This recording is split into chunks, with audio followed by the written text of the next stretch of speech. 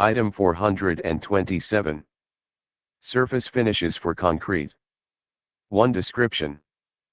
Finish concrete surface as specified. 2. Materials. Furnish materials in accordance with this article for the type of surface finish specified. 2.1 Coatings. 2.1.1 Adhesive grout and concrete paint.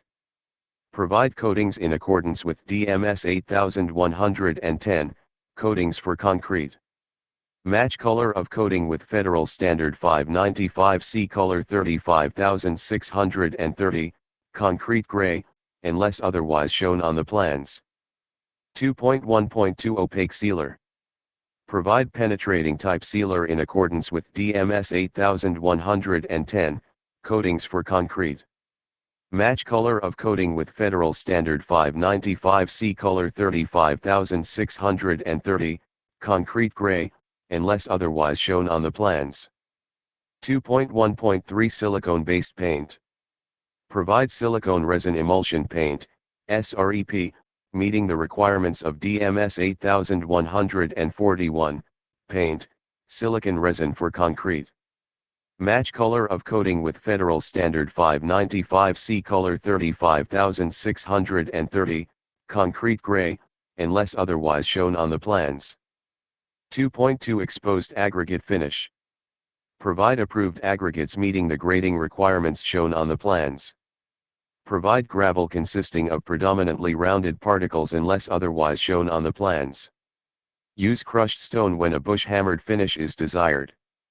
Provide a concrete surface retardant. Provide clear Type 1I permanent anti-graffiti coating in accordance with DMS 8111, anti-graffiti coatings. 3. Equipment. The engineer may require demonstration of the equipment's capabilities. 3.1 Low pressure water blasting. Use equipment capable of supplying a minimum pressure at the nozzle end of 3000 psi at a minimum flow rate of 3 GPM. Use a 0 degrees rotary, vibratory, or wobble type nozzle. Use equipment capable of including abrasives in the water stream when specified on the plans. 3.2 Abrasive blasting.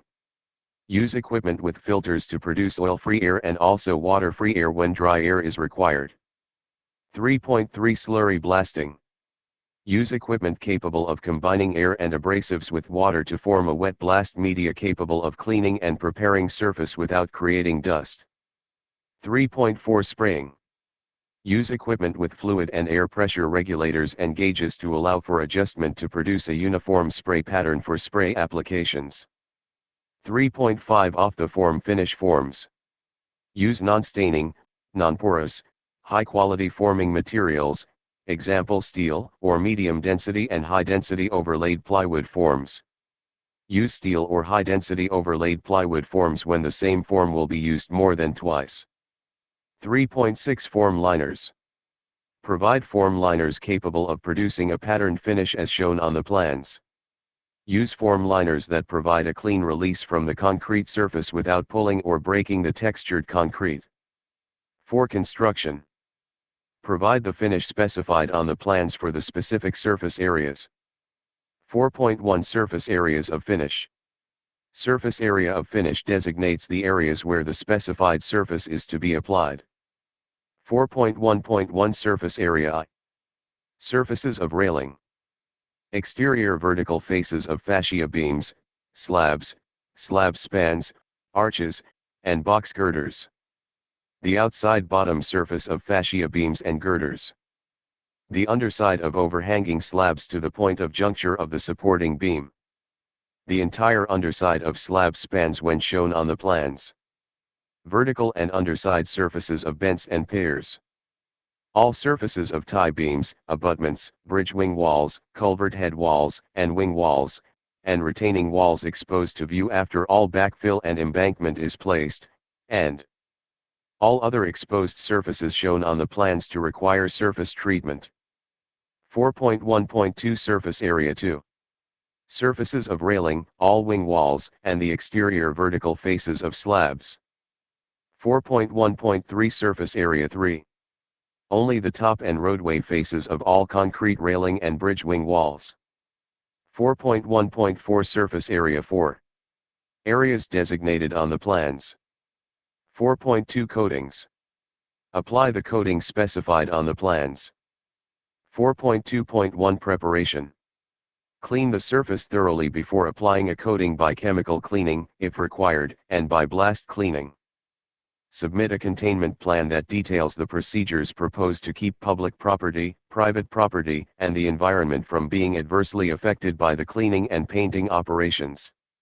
Do not discharge wash water into body of water or conveyance without TCEQ approval. Collect and properly dispose of any paint or debris dislodged as a result of cleaning operations. 4.2.1.1 Chemical Cleaning. Clean surfaces contaminated with oil, grease, or other contaminants by scrubbing the area with an approved detergent or other concrete cleaning material before blast cleaning.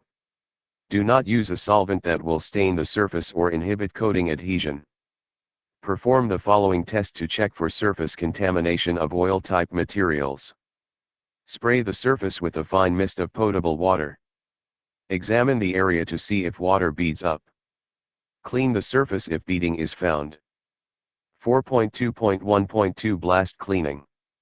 Blast clean the designated surface to remove weak surface material, curing compound, and other contaminants before applying a specified coating, leaving a lightly etched uniformly textured surface.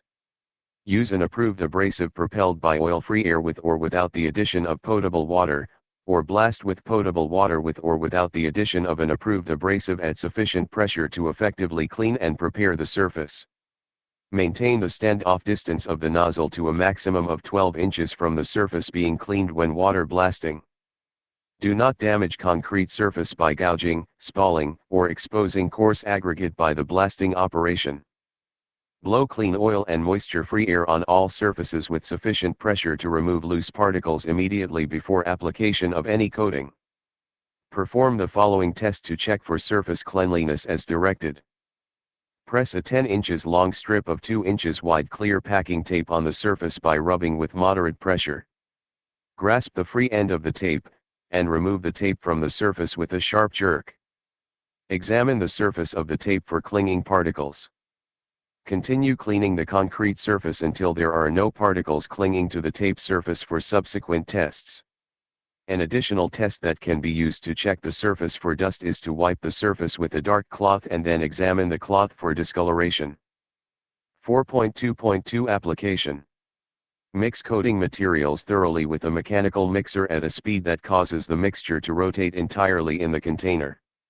Ensure complete mixing by probing the container with a stirring device searching for non-dispersed or settled material.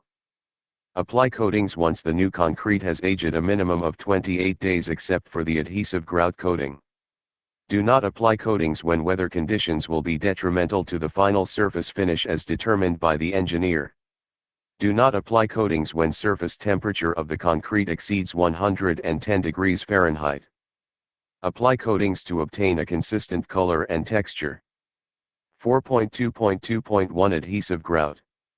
Apply coating on a moistened surface to a uniform minimum thickness of 1/16 inches. Apply when ambient temperature is at least 50 degrees Fahrenheit. 4.2.2.2 Concrete paint. Apply the coating on a dry surface in 2 coats for a total maximum application rate of 150 square feet per gallon. Match the color of the applied coating with the color standard shown on the plans. Do not thin material unless approved. Apply when ambient temperature is between 50 degrees Fahrenheit and 100 degrees Fahrenheit. 4.2.2.3 Opaque sealer. Apply the coating to a dry surface in 2 coats for a total maximum application rate of 200 square feet per gallon. Match the color of the applied coating with the approved color standard shown on the plans. Do not thin the material unless approved. Apply when ambient temperature is between 40 degrees Fahrenheit and 100 degrees Fahrenheit. 4.2.2.4 Silicone resin paint. Apply the coating on a dry surface in 2 coats at a rate not exceeding 300 square feet per gallon per coat. Do not thin the material unless approved. Wait a minimum of 12 hours between coats. Apply when ambient temperature is between 50 degrees Fahrenheit and 100 degrees Fahrenheit. Repair surface finish where coating has been applied that exhibits peeling, flaking, or discoloration or has been damaged during construction. Remove defective or damaged coating. Clean and recoat repair area in accordance with the requirements of this item.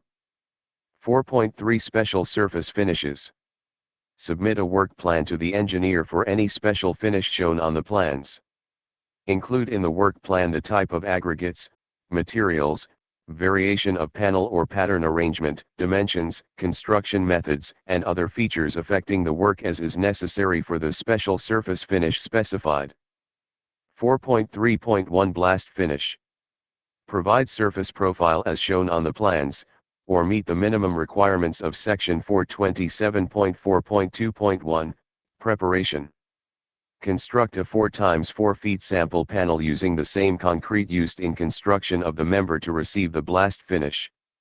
Prepare the surface of the sample panel to meet the specified finish, and obtain approval of the sample finish. Use the approved sample panel finish as the standard for surfaces requiring a blast finish. 4.3.2 Slurry coat finish.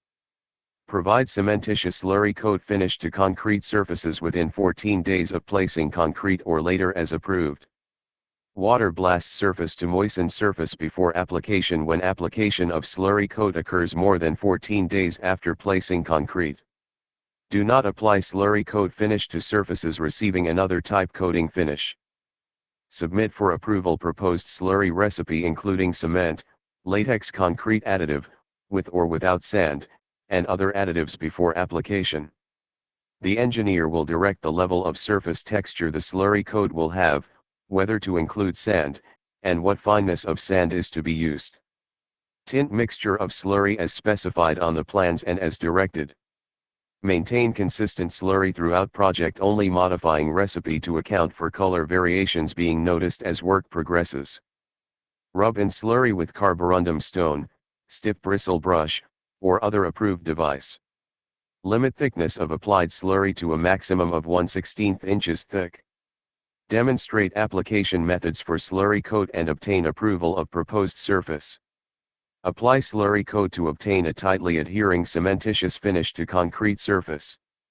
Remove material and reapply if slurry coat is not tightly adhering or is cracked. 4.3.3 Rub finish. Provide a finish to the surface by rubbing the surface with a carborundum stone or other approved material. Begin rubbing the surface immediately after forms have been removed. Provide blast finish or other finish as directed at no additional cost to the department if rubbing surface is delayed to the point where the surface is dry and unable to be rubbed to produce an acceptable finish. Perform the requirements to obtain the ordinary surface finish specified in Section 420.4.13, ordinary surface finish, concurrently with rubbing the surface.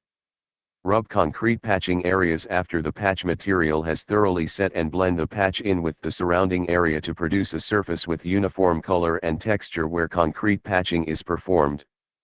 Keep the surface continuously wet after form removal until the rubbing is complete. Rub the surface sufficiently to bring the wetted concrete surface to a paste, producing a smooth dense surface without pits, form marks, or other irregularities. Do not use cement grout to form the paste on the surface. Stripe the surface with a brush to conceal the rubbing pattern and allow the paste to reset. Wash the concrete with potable water after the paste has sufficiently set to leave it with a neat and uniform appearance and texture. Apply membrane curing, if required, in accordance with item 420, concrete substructures, after rubbing is complete. 4.3.4 Off the form finish.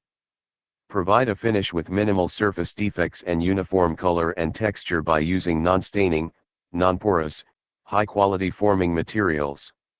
Use the same type of forming materials for like elements for the entire structure. Use mortar-tight forms to prevent leakage and discoloration. Seal joints with compressible gasket material, caulk, tape, or by other suitable means that are not detrimental to the concrete finish if necessary. Use one brand and type of form release agents for all surfaces unless another product produces a similar concrete surface appearance. Do not use barrier type, wax, fuel oil, carrier oil, etc., release agents.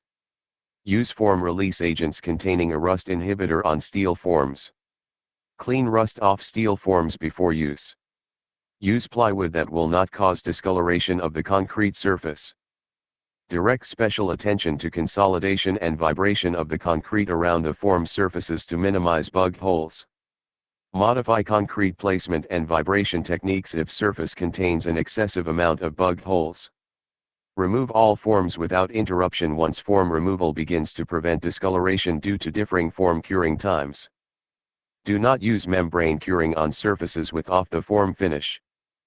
Repair honeycombed and spall areas with least dimension larger than 2 inches in accordance with the concrete surface repair procedures outlined in item 420, concrete substructures, to obtain an ordinary surface finish as defined in section 420.4.13, ordinary surface finish.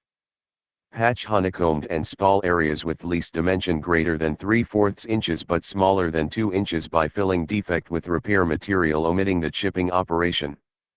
Do not patch honeycombed and spall areas with least dimension smaller than 3/4 inches. Perform required repairs as soon as forms are removed. Match repair material color and texture with surrounding concrete surfaces. Minimize the area of repair by not smearing the repair material over acceptable concrete surfaces in an attempt to blend the repair with the surrounding concrete. Cut out form ties at least 1/2 inches below the surface, and patch accordingly. Perform repair work as soon as possible after removing forms so that concrete and repair material have similar ages.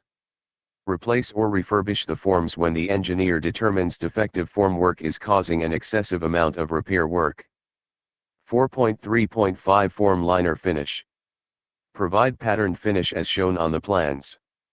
Do not splice form liner panels in a way that causes a noticeable transition or line between pieces. Wash and clean form liners after each use when the forms can be reused. Replace form liners that have become damaged or worn. Construct a sample panel for each form liner finish. Approval is required to verify the sample panel meets the requirements of the plans and specifications before beginning work. Upon approval, the sample panel becomes the model panel that all other work will be compared against. Deviation in color, grade, or depth from the model panel is grounds for rejection of the form liner finish. Removal of defective work may be necessary as determined by the engineer and in accordance with the surface finish requirements outlined in item 420, concrete substructures, to obtain an ordinary surface finish as defined in section 420.4.13, ordinary surface finish. Seal all form liner joints in a manner acceptable to the engineer to prevent leakage at the surface. 4.3.6 Exposed aggregate finish.